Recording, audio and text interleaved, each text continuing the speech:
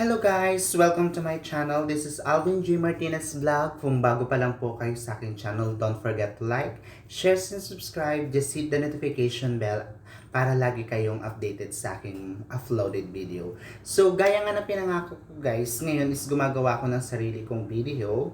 So, hindi na ako nagagawa ng reuse content. So, ang aking content ngayon is home remedies for cold.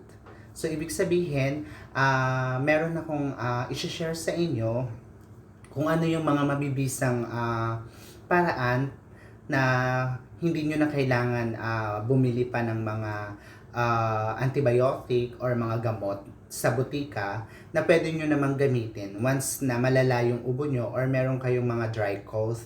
So, ang first, turmeric powder. Yung tinatawag nilang turmeric powder is mabisa ding paraan na kadalasan is nasa bahay din natin, ginagamit din natin siya sa mga lutuin natin or sa mga seasoning natin. Yun din yung ginagamit natin. So, ang una nating gagawin is pag may turmeric powder tayo sa bahay is heat 1/2 cup of water in a boiling spot. And the number 2, add 1 teaspoon of turmeric powder. And then after add 1 teaspoon of turmeric powder and add teaspoon of black pepper. So number 2, after that 1 teaspoon of honey, and then you may also add the cinnamon stick. So ibig sabihin pwede niyo siyang add ng cinnamon stick. So number 3, boil this for 2 to 3 minutes. So, ilalaga nyo siya ng 2 to 3 minutes lang. Then, after that, drink until your condition improves. So, iinumin nyo siya palagi yon hanggang yung pakiramdam nyo ay umimprove na, hanggang yung pili nyo, yung ubo nyo or yung lalamunan nyo is medyo okay na, normal na. So, pwede nyo siyang ulitin ulit pag natapos na. So, pwede nyo siyang gawin. So, guys, ito yung turmeric powder. Ito yung klase ng turmeric powder. At saka nasa baba rin po, guys, yung mga gagawin nyo para at least masunod nyo po yung shinare ko sa inyo. Meron siyang apat na step by step para gawin nyo. So, yung number 4 lang naman is drink until your condition improves. So, at least ilalagay ko pa rin po dyan para may idea po kayo. Thank you so much guys. Maraming salamat.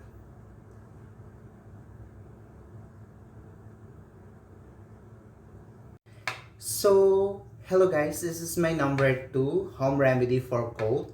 So, we finished the first one which is turmeric powder, and the number 2 is also a ginger. A ginger is best for home remedies for cold. So I'll just make for you the idea and then step by step, so you can use this ginger for your home remedy to prevent to make your self relief if you have a cold. So so if you have a cold, so first step is cut a fresh ginger into a small slice and crush them slightly. So maghiwa kayo ng isang luya na medyo fresh. Tapos, hiwain nyo siya sa maliliit na piraso.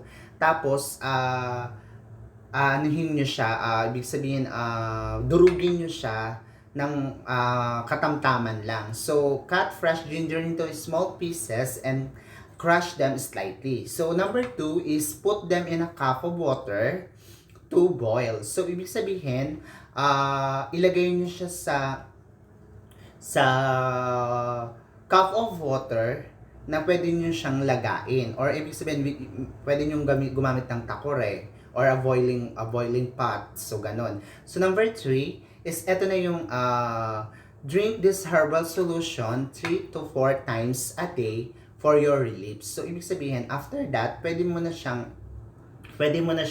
inumin 3 to 4 times a day. So ibig sabihin pwede mo inumin sa umaga, sa tanghali, and then which is hapon, and then gabi bago ka matulog. So pwede 'yon.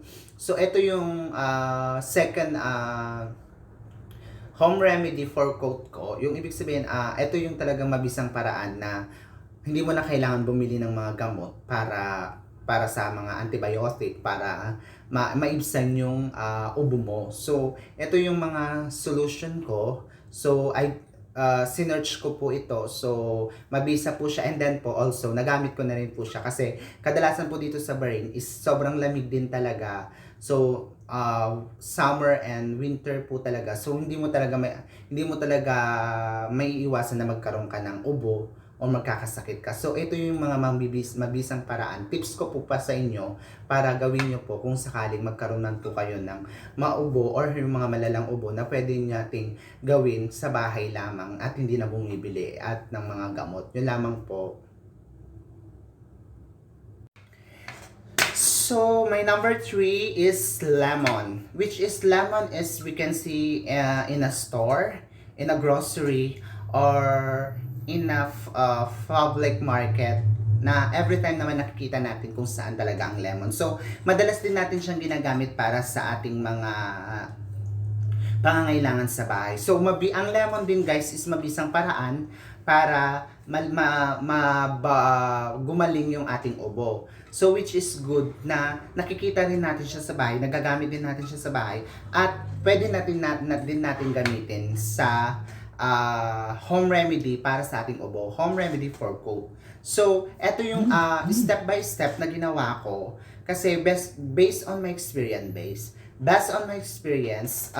ginawa ko din siya kasi yun nga, 'di ba, sabi ko nga sa inyo, which is yung ginger, kagaya ng kanina, ginger, yung turmeric, tapos yung ginger. Tapos talagang sila din yung mga mabibisang gamot na pwede mong gamitin. Pero kung wala ka namang idea or wala ka namang mga ganong kasi ang ginger naman talaga is nasa bahay na lang talaga. So, etong pangatlong tips ko po para sa inyo is lemon. So, ang gagawin nyo po is number 1, combine the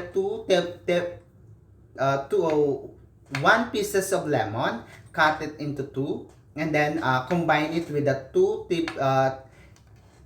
tablespoon of juice, and then add 1 tablespoon of honey.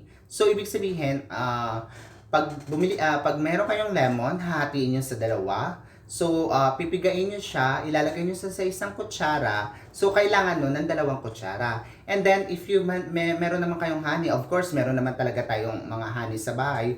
So, hindi naman natin masasabi na hindi natin siya nagagamit kasi ang honey naman talaga is maganda talaga sa katawan. So, even for baby, ang honey is maganda. So, ang gagawin nyo, mag-a-add kayo ng isang kutsarang honey at ilalagay nyo dun sa lemon juice. And then, number 2 is heat until it warms. So, ibig sabihin, papakuluan nyo siya and then antayin nyo hanggang lumamig siya. And then, ang number 3 is drink this healthy syrup for several times of day. So, ibig sabihin, hindi natin pwedeng sabihin na araw-araw or ilang beses sa isang araw. So, pwede natin siyang gawin siguro once a day or twice a day, once a day, then after the other day. So, yun yung lamang po yung mga maano ko. And then, hopefully guys, sana marami po kayong natutunan sa aking home remedy for colds. So, English siya. So, gumagawa na kasi ako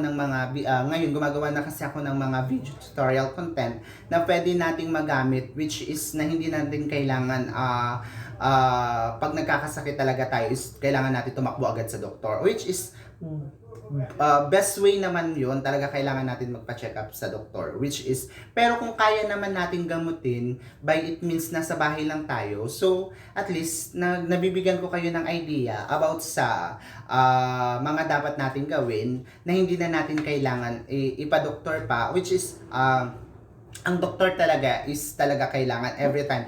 Sabi nga nila, 'di ba? Hindi hindi ka naman doktor para magreseta ng isang gamot. So, yung mga alternative ideas, alternative na pwede natin gawin sa bahay is i-share ko po sa inyo. So maraming salamat po at sana po may natutunan po kayo sa aking video. At saka don't forget to hit the notification bell, the red button, and at kung hindi pa po kayo nakapag-subscribe sa aking YouTube account, subscribe lang po kayo, Alvin J. Martinez Vlog. And maraming salamat po sa inyong lahat. Sana po supportahan nyo po ang aking YouTube channel at marami pa po akong promise po na marami po akong i-upload sa inyo sa mga home remedies, hindi lang para sa sakit, at saka yung mga pwede nating matutunan na mga bagay na pwede nating magkaroon ng idea para at least gawin natin sa sarili natin. So at saka yung tips na lang po na gagawin ko sa inyo ay ibibigay ko sa inyo is either po para sa health, para sa wealth, and then para po sa relationship. And then just wait na lang po yung gagawin ka pong mga content, and don't forget po, maraming salamat at mabuhay po kayong lahat sa kapwa kong Pilipino saan man sulok ng mundo at sa lahat po ng mga tao. Thank you so much and God bless. Bye!